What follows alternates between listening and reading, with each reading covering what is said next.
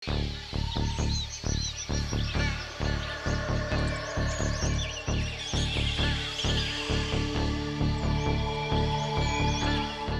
வரைக்கும் எனக்கு அந்த அச்சம் இருந்துகிட்டே இருக்குது. ஒவ்வொரு கட்டத்துலையும் அந்த அச்சம் இருக்குது. எப்போ போய் வீரப்பனை பார்த்தாலும் அந்த அச்சம் இருக்கு.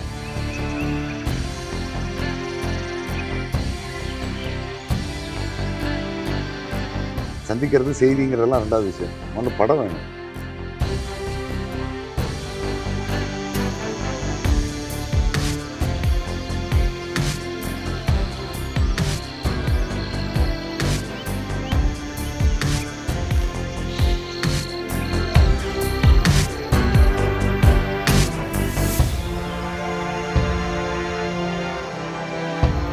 கிரைம் பொலிட்டிக்கெல்லாம் எடுத்துகிட்டு வராத, முடிஞ்சால் வீரப்பனை பார்க்குறதுக்கு முயற்சி பண்ணுங்க, அது நல்ல ஒரு சவாலாக இருக்குது அப்படின்னாரு. அப்போது அதை வந்து முக்கியமாக எனக்கு ரொம்ப வாங்கி ஒரு கூடையில் போட்டு அந்த கூடையை அப்படியே எடுத்து போயிட்டார். இது அந்த இடத்துக்கு வந்துடும், நீங்கள் வந்து வெறும் ஆளாக சாப்பிட்டு முடிச்சதுக்கப்புறம் அப்படியே லுங்கி கட்டிட்டு அங்கே வந்துடுங்க அப்படின்ட்டார்.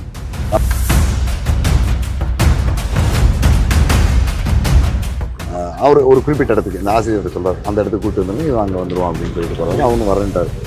அதன்படி ஒரு 8:30 மணிக்கு அந்த வனத்துறை ஆய்வு மாளிகை ஒரு கெஸ்ட் ஹவுஸ் இருக்குது, அதுக்கு பக்கத்தில் இருக்க ஒரு மேடான பகுதி, மாரியம்மன் கோயில் வந்து காட்டுக்குள்ள, அந்த இடத்துக்கு நாங்கள் போயிருந்தோம்.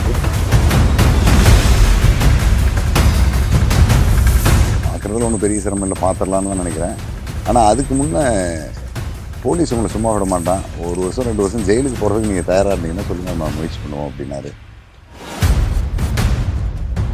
அந்த ஊரை சேர்ந்த சில இளைஞர்கள் காட்டுக்குள்ளே மாடு மேய்க்க போகிறது, ஆடு மேய்க்க போகிறது, விரைவுக்கு போகிறதும், தேக்கு மரம் அல்லது அந்த மாதிரி வீட்டு பயன்பாட்டுக்கான மரம் வெட்டுறதுக்கு போகிறது, இந்த மாதிரி போகும்போது வீரப்பன் குழுவை பார்த்துருக்காங்க.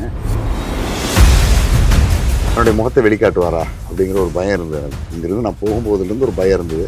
இருந்தாலும் கேமரா இருக்குது, ஒரு வேளை ஃபோட்டோ வேணான்ட்டாருன்னா நம்ம சிக்கலாயிருமே அப்படிங்கிறனால முதல்ல ஃபோட்டோ எடுக்கணும்.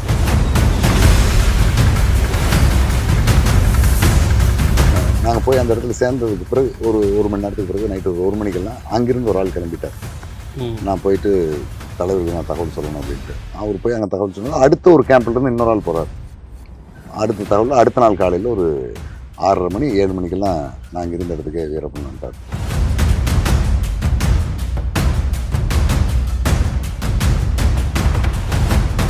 உங்களுக்கு ஒரு பதட்டம் இருந்ததா போகிறப்போ? ஏதாவது ஒரு உண்மையில ஒரு அச்சம் இருந்தது. கடைசி வரைக்கும் எனக்கு அந்த அச்சம் இருந்துகிட்டே இருந்தது. ஒரு கட்டத்துலையும் அந்த அச்சம் இருக்குது. எப்போ போய் வீரப்பனை பார்த்தாலும் ஒரு அச்சம் இருக்கு. ஜெயதாண்டிக்கார் பாரு, நிறைய பேர் அடிச்சிருக்காரு, பேக் என்கவுண்டரும் போட்டிருக்காரு.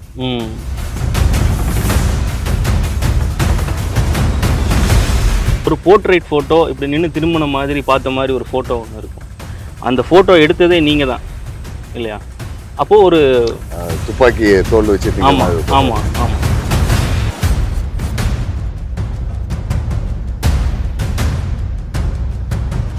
நேட்டிவ் நியூஸ் தமிழ் நேயர்களுக்கு வணக்கம். திரு சிவசுப்ரமணியம் சார் அவர்களை இன்றைக்கி நம்ம பார்க்க வந்திருக்கோம். இன்றைக்கி அவரோட சேர்ந்து அவரோட வாழ்க்கை அனுபவங்களை பற்றி நம்ம வந்து கேட்டு தெரிஞ்சுக்குவோம். வணக்கம் சார். வணக்கம். நாங்கள் பெரும்பாலும் என்னோட சிறு வயதுகளில் வீரப்பன் அப்படின்னு சொன்னால் ஒரு ஃபோட்டோ வந்து பெரும்பாலும் அதிகமாக பேப்பர்களில் சில இந்த புத்தகங்களில் வார புத்தகங்களில் பார்த்துருக்கோம். ஒரு போர்ட்ரைட் ஃபோட்டோ இப்படி நின்று திருமணம் மாதிரி பார்த்த மாதிரி ஒரு ஃபோட்டோ ஒன்று இருக்கும். அந்த ஃபோட்டோ எடுத்ததே நீங்கள் தான் இல்லையா? அப்போது ஒரு துப்பாக்கி தோல் வச்சுட்டு. ஆமாம் ஆமாம் ஆமாம். அது வந்து ஒரு படத்தில் ஒரு கேரக்டர் நம்ம அவங்க டிசைன் பண்ணி அவங்களுக்கு அப்படி ஒரு ஃபோட்டோ ஷூட் பண்ணால் கூட அந்த மாதிரி ஃபோட்டோ கிடைக்கிறது கஷ்டம். உங்களுக்கு அந்த கிடைச்ச வாய்ப்பு எப்படி வந்தது? அந்த ஃபோட்டோ எடுக்கிறதுக்கு உண்டான வாய்ப்பு கேமராவுக்கு பின்னாடி நீங்கள் போகக்கூடிய சூழ்நிலை அமைஞ்சது, இதை பற்றி கொஞ்சம் அந்த ஆரம்ப காலகட்டம் மட்டும் கொஞ்சம் சொல்லுங்கள். வீரப்பன் அப்படிங்கிற அந்த கேரக்டர் 1990களிலிருந்து தமிழ்நாட்டில் பரபரப்பாக இருக்குது. 1987 சிதம்பரம் ரேஞ்சர் கொல்லப்பட்டதுக்கு பிறகு தான் தமிழ்நாட்டுக்குள்ளே வீரப்பனை பற்றி ஒரு பெரிய தகவலாம் தெரிய ஆரம்பிக்குது. குறிப்பாக அடுத்து கர்நாடக காவல் நிலையம் தாக்குதல் 1990, அதுக்கப்புறம் 92, 93 காலகட்டங்களில் தொடர்ந்து தாக்குதல்கள் அதிகமாகுது. அந்த காலகட்டத்தில் வீரப்பனை பற்றி தேடுதல் இருக்குது. அப்போ 1986 ஒரு பெங்களூரில் ஒரு விடுதியில் கைது செய்யப்படுறார். கர்நாடக ஃபாரஸ்ட் செல் விங்கால கைது செய்யப்படுறாரு. அப்போ எடுத்த ஒரு ஃபோட்டோ, அந்த தூக்குன மாதிரி ஒரு மேசையோடு இருக்க ஒரு ஃபோட்டோ இருக்குது. அதுக்கு அந்த ஒரு ஃபோட்டோ தான் எல்லா பத்திரிகைகளிலும் எல்லா தொலைக்காட்சிகள், ஆனால் அன்றைக்கி தொலைக்காட்சிகள் பெரிய அளவில் இல்லை. இருந்தாலும் தூர்தர்ஷன் மாதிரியான செய்திகள் அந்த ஒரு ஃபோட்டோ மட்டும் தான் திறந்து காட்டிட்டு இருப்பாங்க. காவல்துறையினுடைய அனைத்து ஆவணங்கள்லையும் அதான் இருந்தது. இந்த சூழலில் தான் என்னோட பணியாற்ற நண்பர்கள், நான் 91 காலகட்டத்திலே பத்திரிகை துறைக்கு வந்துடுறேன். அப்போ நான் சென்னைக்கு வாரம் பத்திரிகைகளுக்காக போவேன். ஏன்னா அந்த காலகட்டத்தில் கொரியர் சர்வீஸ் பெரிய அளவில் கிடையாது. ப்ரொஃபஷனல் கொரியர் சர்வீஸ் அப்போ தான் ஆரம்ப நிலையில் இருக்குது. அதுவே சென்னைக்கு ஒரு நாளில் தபால் போய் சேருமான்னா கொஞ்சம் சிரமம். ஸ்பீட் போஸ்ட்லாம் 3 நாள் 4 நாள் ஆகிடும். அந்த மாதிரியான சிக்கலில் செய்திகளை அன்னைக்கு நாள் அப்டேட் பண்ணணும்னா வாரத்தில் ஒரு நாள் அந்த புக்கு பிரிண்டிங் போகிறதுக்கு முதல் நாள் நாங்கள் அங்கே சென்னையில் இருப்போம். அதுக்காக சென்னை நாங்கள் அடிக்கடி போயிட்டு வருவோம். அப்போ சென்னையில் இருக்கக்கூடிய நண்பர்கள் எல்லாமே அங்கே இந்த மாதிரி ஈரோடு, கோயம்புத்தூர், திருப்பூர் அப்படிங்கிற மாதிரி ஊரில் சின்ன சின்ன செய்திகள், கிரைம், பொலிட்டிக்கல்லாம் எடுத்துகிட்டு வராத, முடிஞ்சால் வீரப்பனை பார்க்குறதுக்கு முயற்சி பண்ணுங்க, அது நல்ல ஒரு சவாலாக இருக்குது அப்படின்னாரு. அப்போது அதில் வந்து முக்கியமாக எனக்கு ரொம்ப இதை அதிகமாக செஞ்சாகணுங்கிற மாதிரியான ஒரு சூழலை ஏற்படுத்தி எனக்கு அது ஊக்கப்படுத்தினது துரை. அவர் முதல்ல நக்கீரனில் ஆசிரியர் இருந்தார். அதுக்கு பிறகு தளபதி, கழுகு இந்த மாதிரி பல பத்திரிகைகள் இருந்தார். ஒரு 2 ஆண்டுகளுக்கு முன்னே இறந்துட்டார். அவர் தான் ரொம்ப அற்புதமான எழுத்தாற்றல் உள்ள ஒரு நபர். அவர் தான் சொன்னார். அதுக்கு பிறகு நெல்லை பாரதி இந்த மாதிரி நண்பர்கள்லாம் சொன்னாங்க. சொன்னதுக்கு பிறகு சரி நம்ம வீரப்பனை சந்திக்க முயற்சி எடுக்கணும் அப்படிங்கிற அந்த முடிவுக்கு வந்தேன்.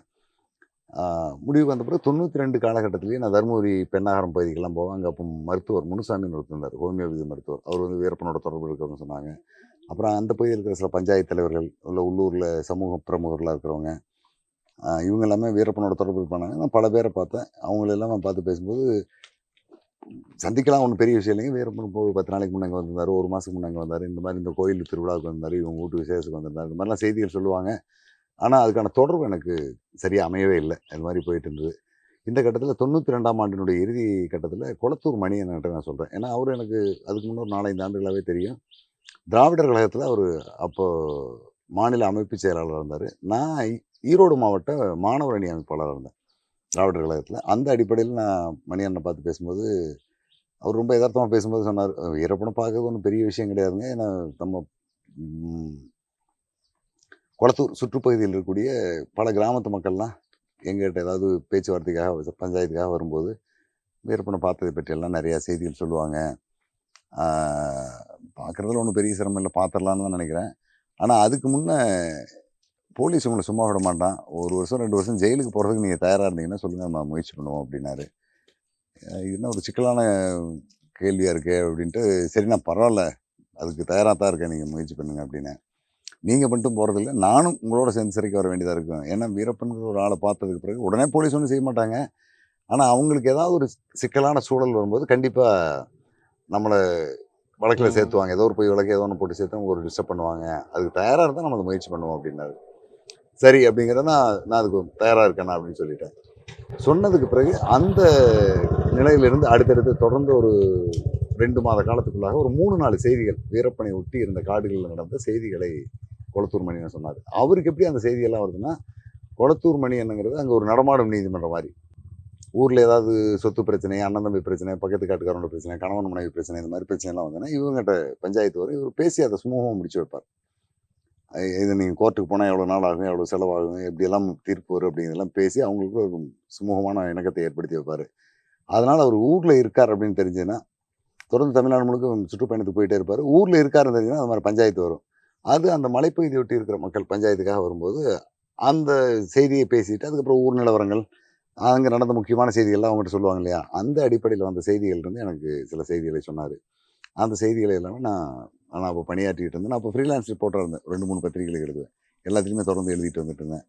இந்த கட்டத்தில் தான் ஏப்ரல் மாதம் முதல் 1ஆம் தேதி அல்லது 2ஆம் தேதி போல் ஒரு கட்டத்தில் ஃபோட்டோ எடுக்கிறதுக்கான கேமரா, ஆடியோ ரெக்கார்டரெல்லாம் எடுத்துக்கிட்டு நீங்கள் பெரியார் படிப்பகம். அதுக்கு முன்னாடி உங்களுக்கு கேமராவில் பரிச்சயம் இருந்ததா? இருந்தது. ஏன்னா ஃபிலிம் எக்ஸ்போசிங் அந்த டைம்ல ஆமாம். இருந்தது ஆனால் இல்லையா? அப்போல்லாம் வந்து கலர் ஃபிலிம் பயன்படுத்துறதே பத்திரிகையாளர்கள் குறைவாக இருக்கும். பிளாக் அண்ட் ஒயிட் தான் நாங்கள் பயன்படுத்துவோம். ஏன்னா கலர் லேப் அப்படிங்கிறது ஈரோடு, கோவை, திருப்பூரில் கூட இல்லை, ஈரோடு, கோவை, சேலம் இந்த மாதிரி 3 இடங்கள்ல தான் இருந்தது. அப்போவும் லேபு காலையில் நம்ம ஃபிலிம் ரோல் கொடுத்தோம்னா மேக்ஸிமம் சாயங்காலம் தான் டெவலப் பண்ணுவாங்க. அடுத்த நாள் தான் நமக்கு டெவலப் பண்ணியே கிடைக்கும். பிரிண்ட்டுக்கு அதுக்கு அடுத்த நாள் கிடைக்கும். இந்த மாதிரி தான் போகும். அல்லது பெரும்பாலும் ஈரோடு இருக்கிற பல கலெக்ஷன் ஏஜென்ட் கோயம்புத்தூரில் கொடுத்து சிட்டி கலர் லேப்பில் போட்டு வருவாங்க. அதனால் நம்ம உடனடியாக ஃபோட்டோ வேணும்னா சென்னைக்கு நம்ம போனோம்னாலும் சரி, மற்ற எந்த இடத்துல பிரிண்ட் போடுற வசதினாலும் பிளாக் அண்ட் ஒயிட் தான் எடுத்துக்குவோம். நாங்கள் பிளாக் அண்ட் ஒயிட்லேயும் 2 ரோல் வச்சுருப்போம், கலர்லேயும் 2 ரோல் வச்சுருப்போம். கலர் நம்ம அதிகமாக பயன்படுத்த வேண்டிய அவசியம் இருக்காது. அந்த மாதிரியான காலகட்டம். சரி நான் இப்போ பிளாக் அண்ட் ஒயிட் எடுத்துகிட்டு போகல, கலர் ரோல் மட்டும் ஒரு 2 ரோல் எடுத்துகிட்டு எதுக்காக அவர் சொன்னாருன்னு எனக்கு தெரியாது. பெரியார் படிப்பதுக்கு போகிறேன். போய் அண்ணனை சந்திச்சதுக்கு பிறகு இரவு ஒரு 7 மணிக்கு நாங்கள் போய் சந்திக்கிறோம். சந்திச்சதுக்கு பிறகு வீரப்பன் தொடர்பான செய்தி தான் ஒரு ஆள் வந்து கேட்டான். நான் உங்கள வர சொல்லியிருந்தேன். ஆனால் அவன் இன்னும் வரல. 5 மணிக்கு வரேன்னு சொன்னாலும் இன்னும் வரலையே அப்படின்னாரு. வரேன்னு பார்த்தா நாங்கள் ஒரு 7:30, 8, 8:30, 9 மணி வரைக்குமே வெயிட் பண்ணி பார்த்தோம், வரல. அந்த காலகட்டங்களில் ஃபோன் வசதி அவ்வளோவா கிடையாது. அவன் என்ன வரல, என்ன காரணம் அப்படிங்கிறத அண்ணனால் தெரிஞ்சுக்க முடியல. சரி, இன்னைக்கு நீங்கள் ஈரோடு போகிறதுனால போங்க, இல்லை இங்கே தங்குறதுனால தங்கிடுங்க. நாளைக்கு நம்ம அடுத்த ப்ராசஸ் என்னங்கிறத சொல்ல முடியாது. நாளை மறுநாள் நம்ம போகிறதுக்கு ஏற்பாடு பண்ணலாம். நான் என்னங்கிறத நாளைக்கு நான் விசாரிச்சுட்டு சொல்கிறேன் அப்படின்னாரு. அந்த நபர் யாருன்னா சின்ன பொன்னன் அப்படிங்கிறவர். அவர் நாயக்கன் தண்டா அப்படிங்கிற ஒரு பகுதியை சேர்ந்தவர். பெரிய தண்டா சின்ன தண்டாவுக்கு இடைப்பட்ட பகுதியில் இருக்கிறது அந்த நாயக்கன் தண்டா அப்படிங்கிறது. அந்த ஊரை சேர்ந்தவர். அவர் அங்கே ஒரு கோழி பண்ணை வச்சுருக்காரு. அந்த ஊரை சேர்ந்த சில இளைஞர்கள் காட்டுக்குள்ளே மாடு மேய்க்க போகிறது, ஆடு மேய்க்க போகிறது, விறகுக்கு போகிறதும், தேக்கு மரம் அல்லது அந்த மாதிரி வீட்டு பயன்பாட்டுக்கான மரம் வெட்டுறதுக்கு போகிறது, இந்த மாதிரி போகும்போது வீரப்பன் கூட போய் பார்த்துருக்காங்க. அவங்கள பார்த்து பேசி அந்த பழக்கத்தில் இவங்ககிட்ட கோழி வாங்க வந்திருக்காங்க. கோழி எல்லாம் கொடுத்துருக்காரு. இவரும் போய் பார்த்துருக்காரு. இந்த பிரச்சனைலாம் நடந்துகிட்டு இருந்த அந்த காலகட்டங்களில் இவர் அந்த கிறிஸ்தவ மதத்தை சார்ந்திருந்த சின்ன பொன்னன் அப்படிங்கிறவர் சர்ச்சுக்கெல்லாம் மேட்டூர் வர்றது, சர்ச்சுக்கு வரக்கூடிய உயர்நிலையில் இருக்கக்கூடிய அதிகாரிகள், பத்திரிகையாளர்கள் நான் பார்க்குறேன் அப்படிங்கிறலாம் சொல்லிட்டு இருந்திருக்காரு. அப்போ பத்திரிகை நிருபர் நீ பார்க்குற மாதிரி இருந்தால் ஒரு நிருபரை நான் பார்த்து பேசணும்னு நினைக்கிறேன், கூட்டிகிட்டு வர முடியுமா அப்படிங்கிறார். அப்போ அங்கே வந்து பெஞ்சமின் அப்பாத்துறைன்னு ஒருத்தர் இருக்கார். அவர் தினகரன் ரிப்போர்ட்டராக இருந்தார். பிடிஐ, யுஎன்ஐ இந்த மாதிரி நிறுவனங்கள் எல்லாமே செய்தி கொடுப்பார். அவரை கூட்டிகிட்டு வர சொல்கிறாங்க. அவர் முதல்ல வர்றேங்கிறாரு. அதுக்கு அடுத்த கட்டத்தில் ஒரு குடும்ப சூழல் காரணமாக ஏதோ பயந்துட்டு நான் வரல அப்படின்றாரு. இந்த தகவலை மணியண்ணன் சொல்லியிருக்காரு. மணியண்ணன் சொல்லியிருக்காரு, நம்ம தம்பி ஒருத்தர் வரேன்னு சொல்லிட்டு இருக்காரு, நான் வர சொல்கிறேன், நீங்கள் கூட்டி போய் அறிமுகப்படுத்தி விடு அப்படிங்கிறாரு. சரிங்கண்ணா, நான் கூட்டி போகிறேன்றாரு. இந்த தகவலை வீரப்பனுக்கும் சின்ன பொண்ணு சொல்லிடுறாரு.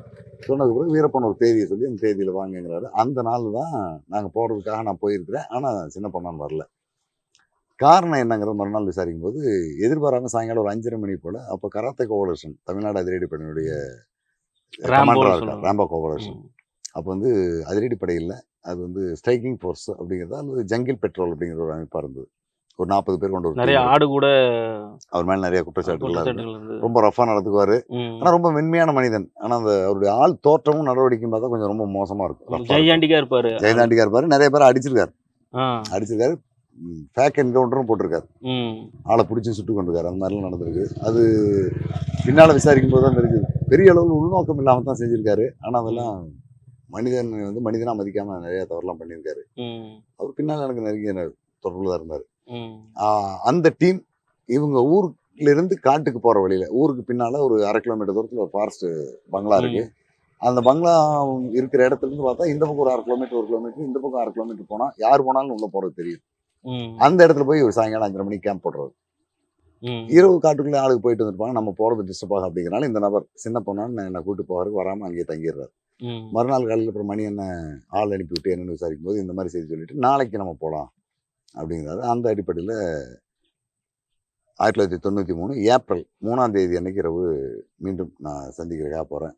அந்த முறை மணி என்ன சொல்லிட்டாரு, அவர் அங்கேருந்து இங்கே வர்றது வாய்ப்பு இல்லை, நம்மளே அங்கே போயிடுவோம் அப்படின்னாரு. அப்புறம் மணி என்ன அவருடைய மோட்டார் சைக்கிள் வச்சு என்னை கூப்பிட்டு போயிட்டாரு.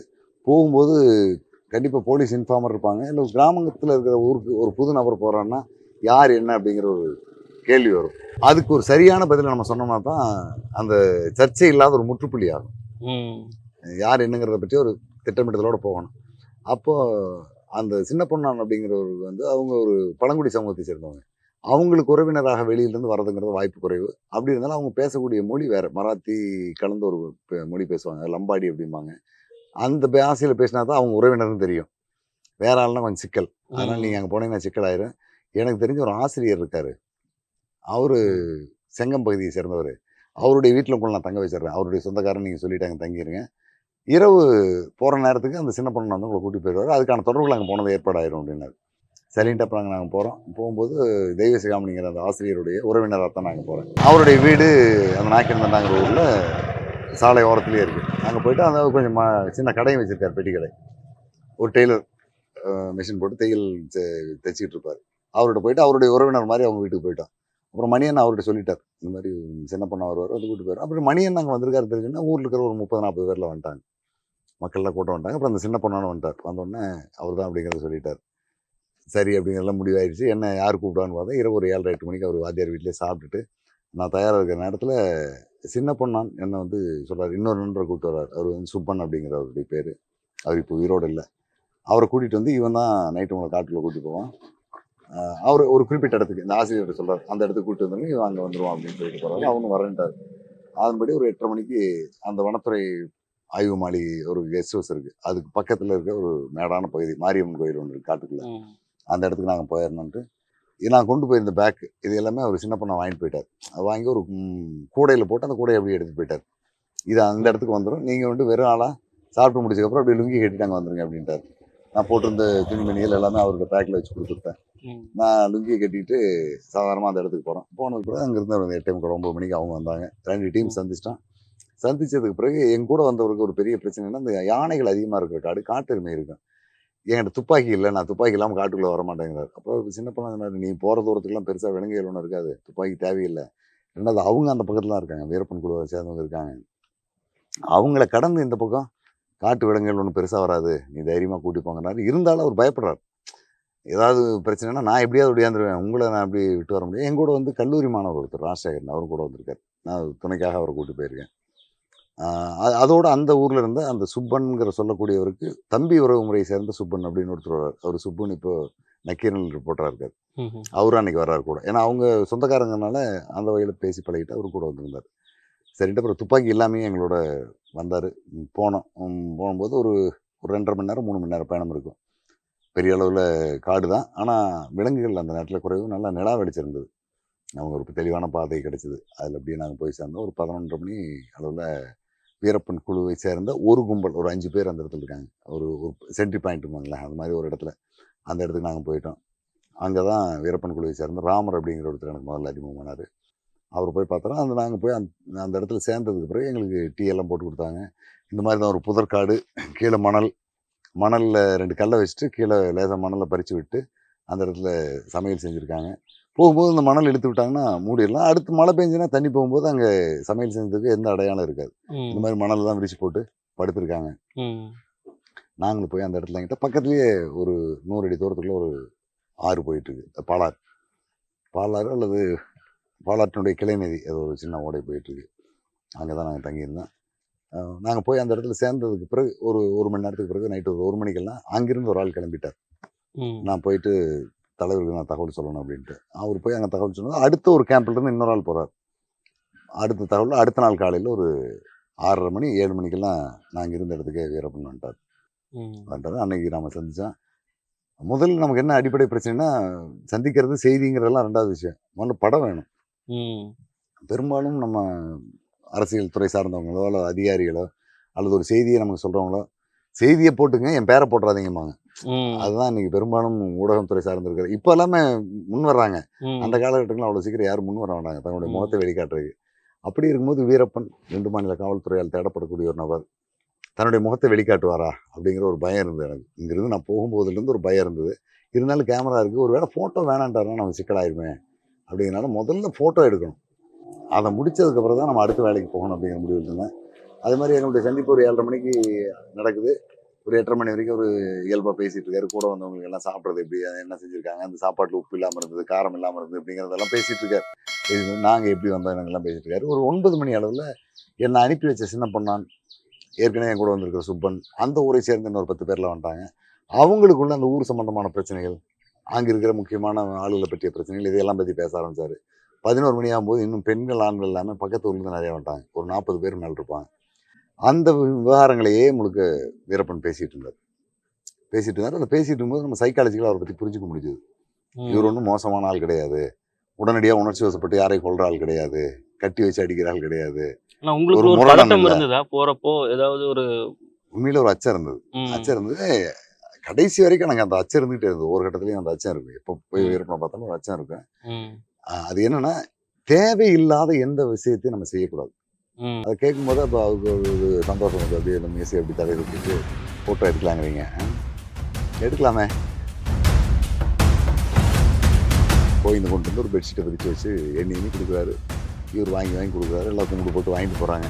சரக்கு வாங்கி ஒரு 180 ml பிராந்தியை வாங்கி அந்த பிராந்தியில் ஒரு 60 மில்லி மட்டும் வச்சுட்டு மீதியெல்லாம் குடிச்சிட்டு குரங்கனுடைய ரத்தத்தை அந்த பிராந்தியில் கலந்து வச்சுருங்க. கொஞ்சம் வேண்டாம் வெறுப்பாக சாப்பிட்டு அப்புறம் இரவு நேர்காணல்.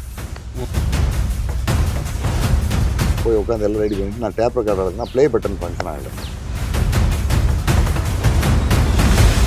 ஒரே ஒரு கேள்வி தான், அதுக்கு டேப் ரெக்கார்டெல்லாம் ரெக்கார்டிங்கெல்லாம் ரெடி பண்ணி வச்சுட்டு வீரப்பன் அப்படிங்கிறது யார்?